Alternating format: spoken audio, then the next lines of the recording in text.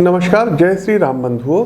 18 अक्टूबर को ग्रह कुल के राजा भगवान भुवन भास्कर सूर्य नारायण दोपहर 1:18 पर अपनी नीच राशि तुला राशि में प्रवेश करने जा रहे हैं, जहां ये 17 नवंबर तक विराजमान रहेंगे।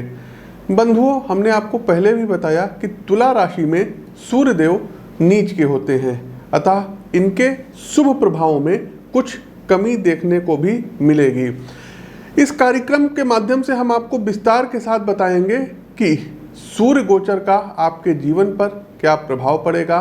बिजनेस, नौकरी पेशा जीवन, सरकारी कामकाज, आर्थिक निवेश और सरकारी सेवा की तैयारी, हर आयाम पर इनका गहरा प्रभाव पड़ेगा। विशेषकर 8 ऐसी राशियां हैं जिन्हें गोचर कालखंड की इस अवधि में खास तौर पे सावधानी रखनी होगी। जो उपाय आपको इस कार्यक्रम में बताए जाएं उन्हें ठीक तरीके से करते चलिएगा, अन्यथा इस अवधि में चुनौतियां आप पर कहीं ना कहीं भारी पड़ सकती हैं। उपाय सबसे अंत में बताएंगे, इसलिए उपायों को जरूर करिएगा। 3 राशियों के लिए नीच के सूर्य धन, वैभव और तरक्की का भी मार्ग प्रशस्त करेंगे। तो चलिए बिना किसी देरी के क्रमवार जानते हैं कि मेष से लेकर के मीन राशि अर्थात प्रत्येक राशि के लिए सूर्य का गोचर क्या कुछ लेकर के आया है। आपकी जानकारी के लिए बता दें कि प्रस्तुत गोचर आपकी चंद्र राशि व आपकी नाम राशि दोनों पर संयुक्त रूप से आधारित है। इसके अलावा साथियों, कोई भी उपाय करने से पहले हमारी एक व्यक्तिगत सलाह है कि आप किसी भी एस्ट्रोलॉजर से अपनी पत्रिका का विश्लेषण जरूर करा करके मार्गदर्शन प्राप्त करके तब उपायों को करेंगे तो ज़्यादा बेनिफिट होगा, क्योंकि आपका जन्म जब हुआ होगा तो उसकी डेट ऑफ बर्थ, टाइम और बर्थ प्लेस के आधार पर एक कुंडली का निर्माण किया जाता है। क्योंकि लाखों करोड़ों अरबों लोगों की मेष से लेकर के मीन राशि होती है। साथियों, आपके वास्तविक जीवन में क्या चल रहा है ये आपकी जन्म कुंडली को भली भांति देख करके उसका परीक्षण करने के उपरांत ही कुछ उपाय अच्छे दिए जा सकते हैं। आगे बढ़ने से पहले साथियों, सूर्यदेव नीच के हो रहे हैं तो कुछ प्रिडिक्शंस है। शासन प्रशासन में जो अधिकारीगण हैं या जो है क्लास 1 क्लास 2 ऑफिसर्स हैं, इनको विशेष ध्यान देना होगा, क्योंकि कहीं ना कहीं कुछ ना कुछ इनके साथ गड़बड़ हो सकता है। आपने यदि कुछ गलत किया है तो उसका दंड नीच के सूर्य भी आपको देंगे। पॉलिटिशियंस को इस दौरान बहुत ही ज़्यादा सावधान रहना होगा, क्योंकि कई बड़े पॉलिटिशियंस के जेल जाने के योग अब और प्रबल इधर सूर्यदेव करा देंगे। इसके अलावा साथियों, जिन जिन जगहों पर इलेक्शंस हैं तो वहाँ पर देखिएगा सूर्यदेव नीचस्थ हो चुके हैं, तो दल बदलूपन जो है इधर ज़्यादा होगा। और हमने प्रिडिक्शन पहले ही बता दिया था, मध्य प्रदेश के चुनाव में हमने आपको बताया था कि कांग्रेस कमबैक करेगी, छत्तीसगढ़ में भी कांग्रेस कमबैक करेगी और राजस्थान में कांग्रेस जो है रहेगी। इसके अलावा जो है क्या कहते हैं, तेलंगाना में जो है KCR राव ये फिर से मुख्यमंत्री पद पर सुशोभित होंगे।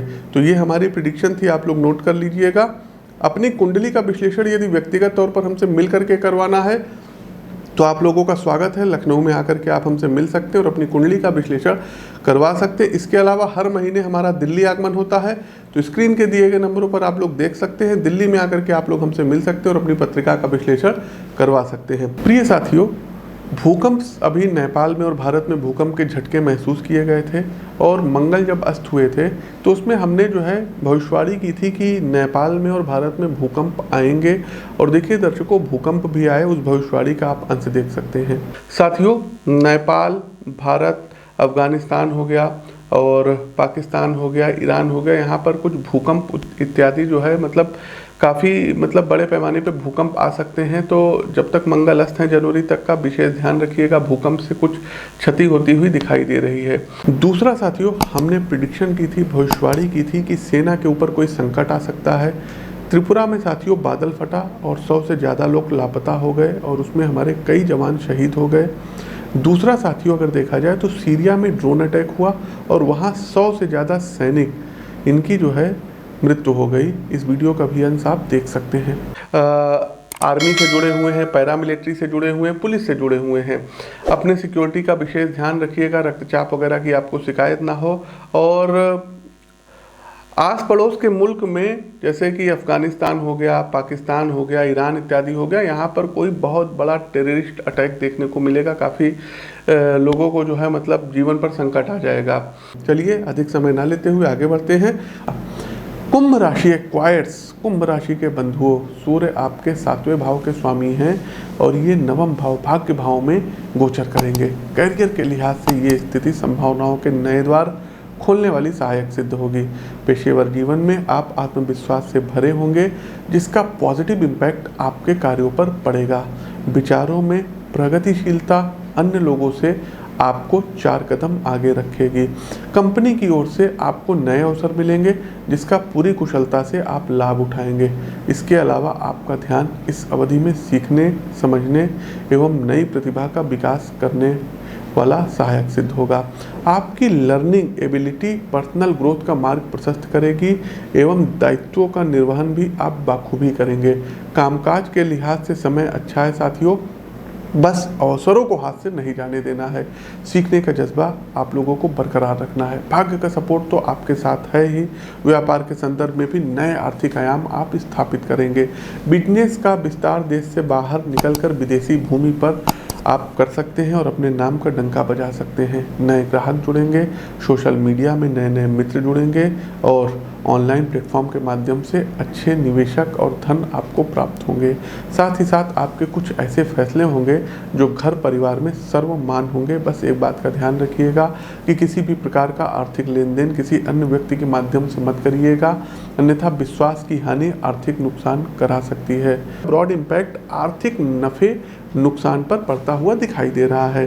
करियर यानी नौकरी पेशा जीवन के संदर्भ में यदि स्थितियों की विवेचना करें तो आपकी ओर से दायित्व निर्वहन में कहीं कोई कमी नहीं रहेगी, लेकिन कंपनी अथवा आपका विभाग उस स्तर पे आपको प्रोत्साहन नहीं देगा जिसकी उम्मीद आप कर रहे थे।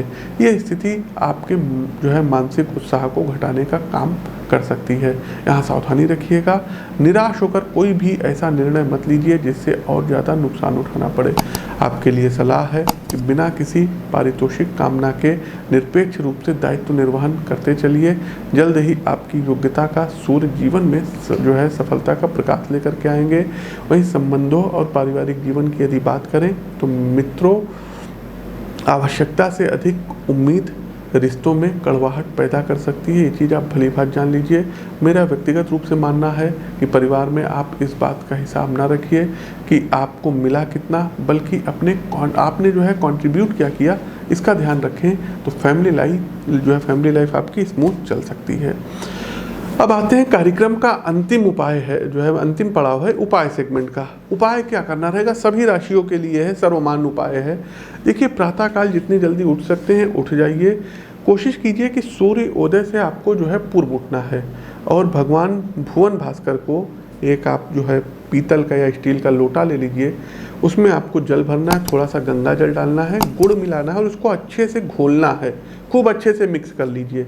इसके बाद दर्शकों, अगर कोई लाल पुष्प हो तो उस लाल पुष्प को उसमें जो है लोटे में डालिए, थोड़ा सा अक्षत वगैरह उसमें डाल दीजिएगा, लाल कुमकुम डाल दीजिएगा और कुमकुम मतलब रोली होता है, ये ध्यान कर लीजिए। उगते हुए सूर्यदेव को आपको अर्घ देना है। ओम ह्रीं ह्रीं ह्रीं सूर्य आदित्याय नमः या ओम ह्रीं ह्रीं ह्रीं सूर्याय नमः। ये 2 मंत्र है दर्शकों, इस मंत्र से आप अर्घ दे सकते हैं। अर्घ देने के बाद आसन बिछा करके वहीं बैठ जाइएगा और उसके बाद अगर हो सके तो 3 बार आदित्य हृदय स्तोत्र का पाठ, अन्यथा 1 बार आदित्य हृदय स्तोत्र का पाठ आपको अवश्य करना होगा। दूसरा साथियों, कोशिश ये करना है कि संडे वाले दिन, रविवार वाले दिन एक तांबे के लोटे में कुमकुम मिक्स करके और जो आग का पेड़ होता है जिसको मदार का पेड़ बोला जाता है, इसमें आपको जल चढ़ाना होगा। अगला एक उपाय है, यदि आपने माणिक्य पहना हो तो इधर 1 माह के लिए माणिक्य उतार दें जब तक सूर्यदेव तुला राशि में रहेंगे। प्रत्येक दिन अथवा रविवार वाले दिन गाय को गुड़ अवश्य खिलाइएगा। साथ ही साथ साथियों, कोशिश कीजिए कि किसी भी कार्य पर निकलने से पूर्व थोड़े से गुड़ का सेवन करके आप निकलिए। सूर्य कवच का पाठ और खास करके याज्ञवल्क्य मुनिकृत सूर्य कवच का पाठ यदि आप लोग प्रतिदिन करते हैं तो कोई भी परेशानी आपके जीवन में आएगी ही नहीं। इस चीज़ को आप लिखित में हमसे ले लीजिए। साथियों, इसके अलावा प्रातःकाल सुबह जल्दी उठिए तो दोनों हथेलियों के दर्शन करिए। कराग्रे वस्ते लक्ष्मी, कर मध्य सरस्वती, कर मूले तु गोविंदा, प्रभाते कर दर्शनम करके हथेली के दर्शन करिए।